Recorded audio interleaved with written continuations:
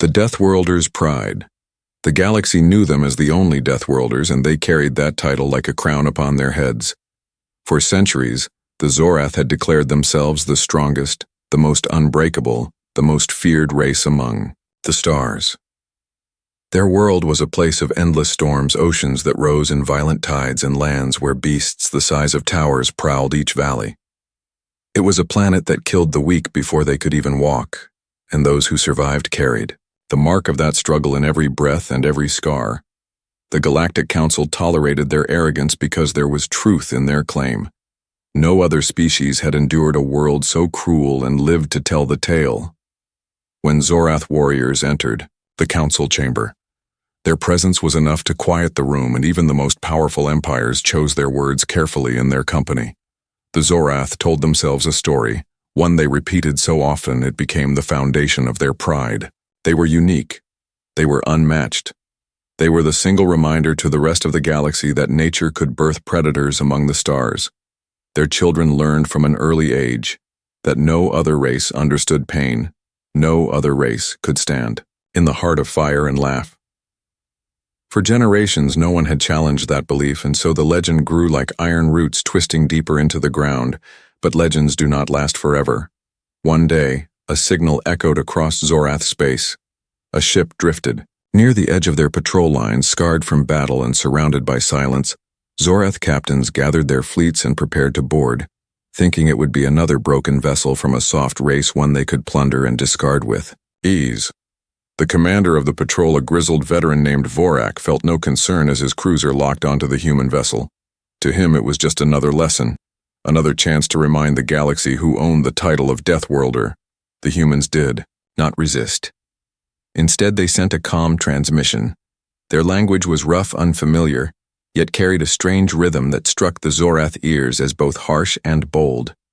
Vorak listened as a human officer introduced their people and asked for assistance. Their words were steady, their tone fearless. Despite being surrounded by ships bristling with weapons, Vorak narrowed his eyes. He had expected trembling voices and desperate pleas. Instead, he heard certainty. When the Zorath boarded the vessel, they saw men and women standing tall despite injuries, despite torn uniforms, and despite the stench of battle still clinging to their hull. The air inside the ship was thick with smoke and the scars of combat. Yet none of the humans cowered. None of them lowered their eyes. They met the gaze of the Zorath warriors as if daring them to strike, and even the seasoned soldiers felt a flicker of unease. Vorak studied them closely. He was old enough to know that pride can be blinding. He looked at the humans, scars at the way they held their posture even when blood still dripped from bandages. He saw something he could not name, something that unsettled the legend of his people. These creatures did not carry themselves like prey. They carried themselves like hunters. The Zorath officers exchanged glances but said nothing. The humans did not beg for mercy. Instead, they asked to speak of trade routes, alliances, and common threats. They spoke of survival not with arrogance, but with calm confidence. The Uab humans described storms that shattered cities yet never broke their will.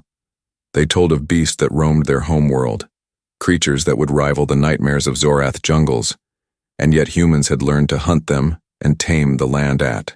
First, the Zorath dismissed these claims as exaggeration, but the longer they listened, the more silence filled the chamber. Something in the humans' voices, something in their steady, unflinching eyes told the Zorath that these were not empty words, but lived truths. For the first time in generations, the Deathworlders felt the weight of doubt.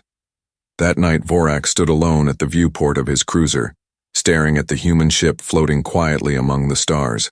His people had built their pride on the belief they were unmatched. But what if the galaxy had hidden another world of monsters? What if another race had risen through fire and storm and blood? What if the Zorath were not alone? The thought gnawed at him like the bite of a cold wind. He clenched his fists, unwilling to admit the truth aloud. Yet deep inside, he knew this encounter was only the beginning. Something had shifted in the story of his people, and when the council heard of this human race, the galaxy itself would tremble. First, contact with humans. The Zorath believed they had seen everything the galaxy could offer, Yet as their patrol escorted the battered human vessel deeper into their territory, they began to sense the weight of something they could not define. The humans did not sit quietly waiting to be judged. They moved with purpose across their damaged ship, repairing broken conduits, sealing breaches, and working together with a discipline that impressed even the most skeptical Zorath warriors who watched through. Armored visors, Vorak ordered his officers to study them closely, and every report came back with the same tone of unease. These beings were not like the others. When the human delegation finally stepped into the Zorath council chamber on the fortress world of Draxor, the silence was thick like smoke. The hall was vast, carved from black stone and lit with crimson fire pits that burned without end. Every visiting race who had once entered here had felt small under the weight of that ancient place, but the humans did not falter. They walked with measured steps, their uniforms ragged but worn with pride. Their leader, Captain Elias Kane, carried no weapon, yet his presence was as sharp as any blade. His eyes swept across the room, meeting the glares of armored Zorath commanders, and he gave a small nod as if to acknowledge equals rather than to bow before them. Vorak stood at the center throne, his scarred body framed by the banners of countless campaigns. He spoke first, his voice rumbling like thunder, and demanded to know from what kind of world these humans had crawled from. Kane answered with words that carried no fear. He told them of Earth, a world with shifting oceans, crushing storms, burning deserts, and frozen wastelands. He described a place where life had been forged through endless struggle and where every generation had faced new trials. Earth, he said, was a world that demanded resilience or death, and humanity had chosen to endure. The chamber stirred with whispers. Zorath officers exchanged glances. Some scoffed, believing it a tale woven to impress others, listened more closely, remembering the scars they had seen on the human crew. Vorak demanded proof, and Kane responded not with more words, but with action. He ordered his officers to bring forth recordings from their archives. Images flared to life above the chamber, storms tearing across cities, volcanoes painting skies with fire, great beasts rising from forests and oceans, and humanity standing against them, with iron determination. The Zorath audience shifted uneasily for the first time in memory. The humans spoke not only of their planet, but also of their history. They told of wars so fierce that entire continents shook, of diseases that had slain millions, yet failed to erase their spirit, of famines and disasters that should have broken them but only made them stronger. They spoke of unity and division, of triumph and tragedy, but always the same theme returned. Humanity survived. They endured. They learned to fight with tooth and steel, then with machines and fire, then with ships that carried them beyond their cursed world. A Zorath general rose to his feet, his eyes burning with challenge. He asked Kane if humans knew fear. Kane did not smile. He simply said that fear had lived beside humanity since the beginning, but fear was not their master. It was their teacher, and their constant reminder that survival required courage. The chamber grew quiet again, and even those who hated the arrogance of these strangers could not deny the steel in their voices. Vorak studied Kane carefully. Every instinct told him that these humans were not bluffing. He recognized the tone. He recognized the look in their eyes. It was the same fire that lived in his own people. For the first time since the Zorath had crowned themselves Deathworlders, he felt the foundation of that title shift beneath his feet. The humans were not prey. They were not weaklings who had stumbled into the void. They were predators, honed by a world every bit as merciless as his own. Outside the fortress, word spread quickly through the street. Soldiers spoke of human scars. Traders repeated tales of storms that rivaled their own. Visitors to the planet carried whispers back to distant stars. The idea alone was enough to shake the certainty of the council. If the humans truly came from a death world, then the galaxy no longer belonged to the Zorath alone. Vorak returned to his private chambers that night deep in thought. He looked upon the banners of his victories, and for the first time they felt smaller than before. If the humans were telling the truth, then everything his people had believed for centuries was now at risk. Their pride, their legend, their supremacy were being challenged not by countless soft races, but by a mirror image, a rival who had walked a path so similar and yet entirely new. He knew the galaxy would not remain the same after this meeting. He also knew that the Zorath would test the humans as they tested everything. For only through trial and pain could the truth be known, and so it was decided the humans would face the trials of Draxor. The world that had shaped the Zorath would measure these strangers and reveal if they were worthy of the name Deathworlder, or if they were imposters waiting to be broken tests of survival. The dawn over Draxor was not like the dawn on gentle worlds. The skies burned with crimson haze. The air carried the heavy taste of iron and ash, and the land stretched in jagged scars carved by earthquakes and storms that never rested. This was the world that had shaped the Zorath into the Deathworlders feared across the galaxy, and it was here that Vorak decreed the humans must be tested. The council gathered to watch not only Zorath but emissaries from other species who came to see if the legends of Earth were true. The humans had agreed without hesitation, and that alone unsettled many who expected fear. Captain Elias Kane stood with his chosen team, 6 men and women scarred by battles of their own. They wore no armor beyond their torn uniforms. They carried only survival packs and makeshift weapons. Yet the calm in their eyes unsettled the crowd. The first trial began as the gates opened to release them into the wild jungles of Draxor, where the air itself could poison lungs and predators waited with claws sharper than steel. The Zorath expected the humans to falter at the first step, but instead the humans moved like a unit checking gear, watching skies and ground with practiced caution. The jungles were alive with sound beasts shrieking in the distance, vines snapping under unseen weight and thunder rolling even as the sun rose. The humans did not panic. They collected samples of plants, tested them for toxins, crafted makeshift masks from the fibers, and shared water sparingly. Each action showed experience not of this world but of one, just as hostile. They did not waste movement. They did not argue, they simply adapted and pressed forward. Zorath observers hidden among the trees reported in hushed tones that the humans were not just surviving, they were learning. The second trial came when the ground itself betrayed them. A quake split the path and hurled the humans into a cavern, teeming with insectoid predators each the size of a warrior. The creatures hissed and swarmed, yet the humans fought back with brutal efficiency using rocks, metal scraps, and fire lit from their rations. They struck with precision, protecting one another rather than fleeing in chaos. The insects fell in heaps, and when the survivors finally retreated, the humans stood bloodied but unbroken. Their unity was their shield, and their refusal to abandon one another left the Zorath watchers silent.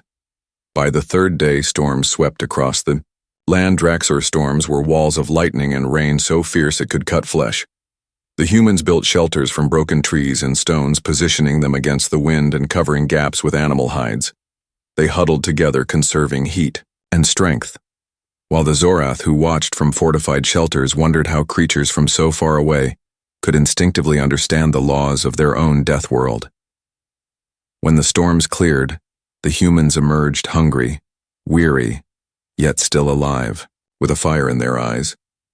The trials continued with rivers filled with serpents that struck faster than arrows, cliffs crawling with winged beasts that dived with talons ready to tear flesh, and nights haunted by predators whose glowing eyes circled from the darkness each time the humans endured. Some trials they fought with raw strength and cunning. Other trials they avoided by patience and careful planning. They did not move like fools driven by arrogance. They moved with the humility of those who had faced nature's cruelty before and respected it. News spread quickly through the council chamber as reports arrived. The Zorath had believed the humans would fail by the first night, yet every test only seemed to sharpen them. Instead of breaking, they adapted. Instead of retreating, they pressed forward. The whispers grew louder. Could it be that the Zorath were not alone?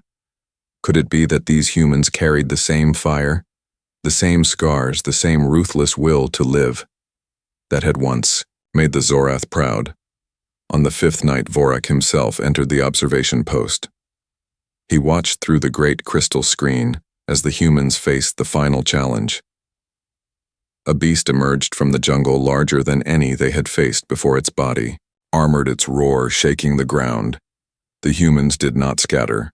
They formed a circle, their leader shouting commands. They struck with sharpened stakes, with fire, with grit, born not of training alone, but of generations spent facing monsters of their own world. The battle raged through the night until at last the beast lay broken at their feet, and the humans, though torn and bleeding, raised their torches in defiance of death itself. Vorak clenched his fists as he watched pride and unease battled within him.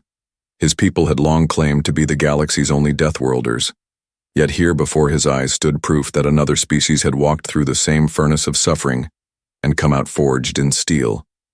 The humans had passed every trial not with arrogance but with resilience and unity. For the first time in his life, Vorak whispered the words that no Zorath had dared to imagine. They are like us, perhaps even more.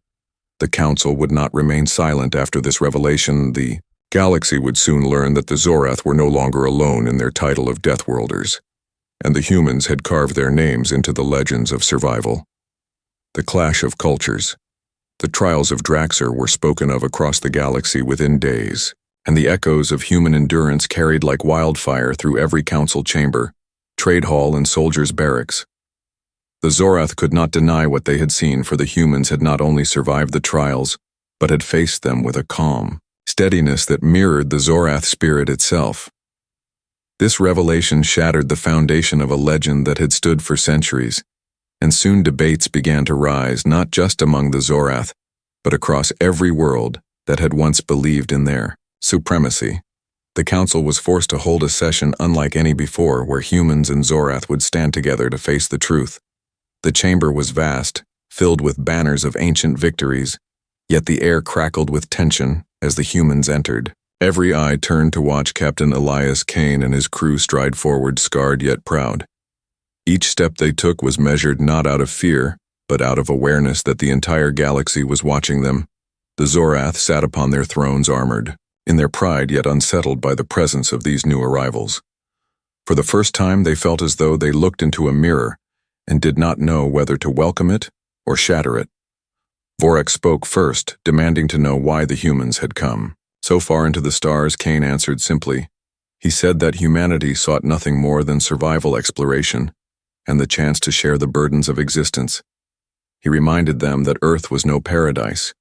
It was a crucible, a world that had crushed countless species yet forged his own into something that would never surrender. He told them humanity had learned long ago that to live was to struggle, and to struggle was to grow stronger. His words carried a weight that silenced the murmurs across the chamber, yet not all were convinced. A younger Zorath warlord rose and accused the humans of arrogance, claiming they sought to steal the title of Deathworlder through lies and dramatized stories. He declared that no race could equal the Zorath, for theirs was a legacy written in blood and storms. The chamber shook with his roar, but Kane did not waver. He did not raise his voice. Instead, he spoke of humanity's history of endless wars, not of conquest alone, but of survival wars that had pushed their species to the edge of extinction. And yet each time humanity had clawed its way back. He described plagues that had killed millions and fires that had consumed whole cities, and still humanity had endured. When he finished speaking, the hall was silent again because no one could mistake the truth in his voice. The clash was not only of pride but of philosophy. The Zorath believed that strength was proven through dominance, through crushing rivals, until no question remained. Humanity showed another path, one that was not weaker, but different. They spoke of resilience not only in battle but in rebuilding after disaster. They spoke of unity that could overcome hunger storms and beasts greater than themselves. To the Zorath, this was alien, for they had always believed strength was born only from conquest. Yet as they listened, many began to wonder if perhaps survival itself was the greatest conquest of all. Outside the chamber, whispers spread among the gathered species. Some were fearful that if two Deathworlder civilizations existed, then the galaxy might never know peace again. Others were quietly hopeful that such strength might finally be turned against the greater threats lurking in the darkness beyond the borders of known space. Traders murmured of alliances while soldiers spoke of wars to come. The galaxy shifted upon an unseen axis, and all because humans had walked into a hall of legends and refused to. Vorak sat in silence throughout much of the exchange. His mind wrestled with the truth. He had seen with his own eyes that the humans were not pretenders. He had felt the fire in their words and the weight of their scars. He could not deny it any longer, but he also knew his people would not surrender their pride easily. A storm was coming not of nature, but of belief. For when two apex predators stand upon the same ground, one of two things must happen. They must fight until one falls, or they must learn to share the title and change the galaxy forever. That night the city of Draxor burned with debate. Soldiers filled taverns with arguments, some declaring that war was inevitable, others whispering that perhaps unity was possible.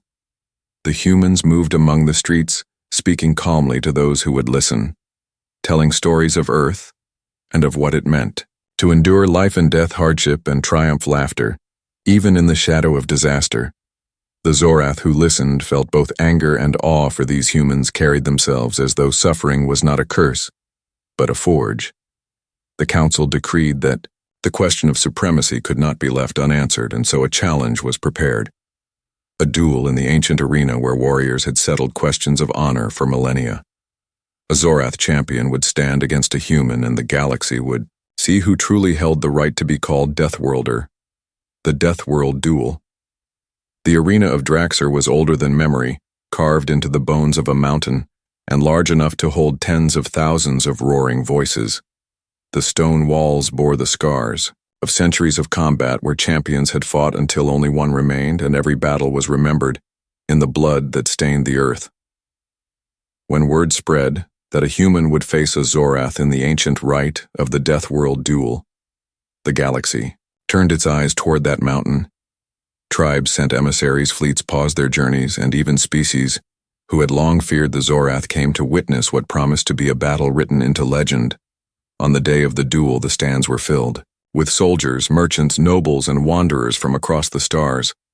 The Zorath filled the air with guttural chants calling for their champion. Vorak himself stood in the royal box, his eyes fixed on the sand below. The humans entered quietly. No banners, no war drums, only the steady step of their chosen fighter. Captain Elias Kane had insisted on standing in the arena himself, and his people did not argue, for they knew his will was iron. His uniform was simple, his scars visible, his weapons no more than what the rules allowed: a spear and a shield crafted in the old style of the Zorath. Opposite him stood the Zorath champion, a warrior named Dravak, whose name was spoken with both fear and admiration. His body was armored with natural scales, hardened by the storms of Draxor. His muscles coiled with power, his claws sharper than steel, and in his hands he carried a massive double-edged blade that glimmered in the crimson light. The crowd thundered with approval when Dravak raised his weapon and roared a challenge that shook the walls. The duel began with silence, broken only by the sound of boots on stone. The two warriors circled each other, measuring the distance, measuring the fire in each other's eyes. Dravak struck first, his blade sweeping down with the force of a falling star. Kane met the strike with his shield, the impact rattling through his bones, but he did not falter. He pushed back, driving his spear forward, and the crowd gasped as the human forced the monster of a warrior to take a step back. The battle raged with no mercy. Dravak's strength was overwhelming, his strike splitting the air, his blade carving deep furrows into the ground. Yet Kane refused to yield. He moved with precision, using every ounce of training, every lesson carved into him by a lifetime of struggle.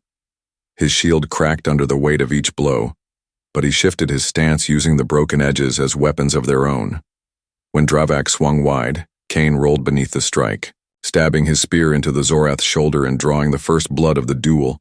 The arena erupted. Some cheered, some roared in anger, and others sat stunned at the sight of a human striking a Deathworlder in their sacred place. Dravak bellowed with rage and pressed harder, his blade raining down in relentless fury. Kane staggered but never fell. Every time he was knocked down, he rose again, bleeding, bruised but unbroken. His endurance stunned even Vorak, who watched with clenched fists, for it was not brute strength that kept the human alive, but a refusal to surrender. Hours passed, and the duel showed no sign of ending. The sand was soaked in blood, both human and Zorath, yet neither fighter yielded. Dravak's power was monstrous, but Kane's strategy was relentless. He turned every mistake into an opening, every strike into a lesson. He fought not only with his body but with his mind, and that unnerved the Zorath, for their duels had always been tests of strength alone. Humanity fought differently. Humanity fought to survive. At last both warriors stood swaying their bodies, broken, their weapons shattered. Kane held only the splinter of his spear and a shard of his shield. Dravak's blade was cracked, his claws dripping with his own blood. The crowd held its breath, waiting for the final strike. Kane stepped forward, ready to give the last of his strength, and Dravak did the same. Their weapons clashed one final time, then broke apart, leaving them face to face, too exhausted to continue yet too proud to fall. The judges hesitated, for no rule had been written for such an end. Never before had a duel failed to crown a victor. For the first time, the arena fell into silence. No cheers, no jeers, only the heavy breathing of two warriors who had given everything and yet stood unbroken. At last Vorak rose from his throne and declared the duel a draw. His voice echoed through the mountains, announcing that humanity and the Zorath were equals in strength and spirit. The crowd erupted into chaos. Some celebrated, others roared in fury. Some shouted for war, while others whispered of alliance, but none could deny what they had seen. For the first time in history, the galaxy had witnessed a human match, a Deathworlder, blow for blow, and lived to tell the tale. From that moment, the legend of the Zorath no longer stood alone. Humanity had stepped into the circle of predators and claimed its place, war or alliance.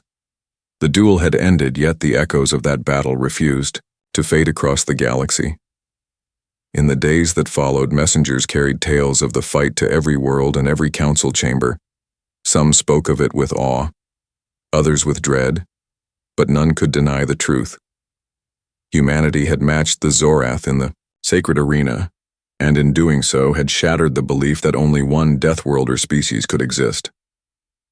The galaxy trembled beneath the weight of this revelation, and the council was forced to meet in emergency session to decide what path the future would take.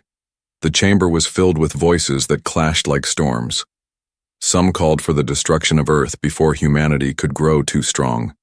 They argued that two apex predators could never share the stars without bloodshed, that sooner or later one would strike against the other and the galaxy would drown in fire. Others urged caution, warning that to provoke humanity might awaken a fury that could not be contained. They pointed to the duel as proof that the humans were not prey, but equals, and to fight them without cause would invite ruin. The humans sat at the center of this storm. Captain Elias Kane and his surviving crew bore the weight of 1,000 stares. They did not speak immediately. They let the council argue, rage, and curse until the air itself seemed ready to crack. Vorak at last demanded silence, his voice shaking the pillars. He turned to Kane and asked what humanity wanted from the stars. Kane rose slowly, his body still scarred from the duel, yet his eyes steady. He spoke of survival, of exploration, of the endless human hunger to learn and endure. He said humanity had no wish for conquest, but no power in the galaxy could ever make them bow. He said they sought allies, not masters, and respect, not chains. His words struck the chamber like a hammer. Some scoffed and called it arrogance. Others listened with unease, for they knew that no other species had spoken in such a way before. The Zorath had always been feared because they could not be broken, and now humanity had shown the same truth. If war came, it would not be swift and it would not be clean. It would tear the galaxy apart. Rival faction of Zorath generals rose to challenge Kane's claim. They accused humanity of hiding their true nature, of plotting to seize the galaxy through deceit. They demanded that Earth be contained and its people watched like dangerous beasts. But another voice rose against them, and it was Vorak himself. He spoke not as a warlord, but as one who had witnessed the humans with his own eyes. He told the council that the humans had endured every trial of Draxer without breaking. He reminded them that Kane had fought Dravak to a standstill, without ever surrendering, and that the humans had proven themselves not with lies but with scars. He declared that to deny their strength would be to deny the truth, and the Zorath were not liars. The chamber broke into chaos once more. Some screamed for war, others whispered of alliance. The smaller races watched in fear, for they knew that whichever path was chosen would decide the fate of the galaxy. If the Zorath and humans turned their strength against each other, then no empire would be safe. But if they united, then the stars would belong to them together, and nothing could resist such a force. Kane saw the fear and the hope in their eyes, and he pressed forward. He spoke not of conquest, but of the dangers beyond the Council's borders. He reminded them of the dark corners of the galaxy, where empires had fallen to shadows unnamed. He spoke of threats that no single world could face alone, and warned that if the galaxy remained divided, then all would one day fall. Humanity, he said, had learned the hard way that survival was not about standing alone, but about standing together. He looked toward Vorak and said that predators could fight one another until the stars burned out, or they could turn their claws outward against the true dangers that waited in silence. The words lingered. Long after he finished, the Council did not answer that day, for the decision was too great to make in a single moment. But the seed was planted, and it grew in every heart. The Zorath could not deny what they had seen. Humanity could not deny the fire in their own blood, and the galaxy stood at the edge of a choice to fall into war and tear itself apart, or to rise into alliance and reshape the balance of power. Forever Vorak returned to his chambers that night, and for the first time in decades, he felt uncertainty. He had always believed his people to be unmatched, yet the humans had forced him to see the world differently. He knew many of his kind would never accept them, but he also knew a war between their peoples would leave the galaxy, scarred beyond repair. He looked at the stars and wondered if perhaps the time had come for predators to share their throne. For if they could not, then the future would be written in endless blood. The legacy of two death worlds. The days after the Great Council were filled with silence that weighed heavier than any storm. For the first time in memory, the Zorath did not speak with certainty, for the humans had unsettled the roots of their pride, and the galaxy now waited to see if war would erupt or if something greater would emerge. The streets of Draxor were alive with voices, merchants whispering about the trade that could follow if two Deathworlder races shared knowledge, soldiers sharpening weapons in anticipation of a conflict that might ignite at any moment, and citizens staring at the sky with a mixture of fear and awe. The humans carried themselves through the city like shadows of steel, calm, scarred, yet unshaken. Vorak summoned Captain Elias Kane to a private chamber, high above the city where the mountains stretched like blades piercing the horizon. The Zorath warlord stood in silence for a long time, studying the human with eyes that had measured countless warriors. Kane did not bow. He simply waited his presence, steady as stone. At last Vorak spoke and admitted that never had he imagined meeting another race that could endure as his people had. He confessed that a part of him wanted to strike against humanity to prove beyond all doubt that the Zorath still reigned supreme, but another part of him recognized the futility of such pride. He asked Kane what would happen if their two peoples chose war. Kane answered without hesitation. Humanity would fight until the last breath, and the Zorath would do the same, and when it was over, the galaxy would burn, and neither side would truly win. The honesty in his words silenced the chamber. Vorak studied him for signs of weakness, but found none.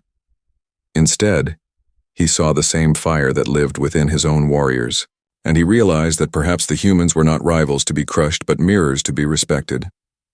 He declared that the Zorath would not destroy Earth, and instead, he offered something no other species had ever received.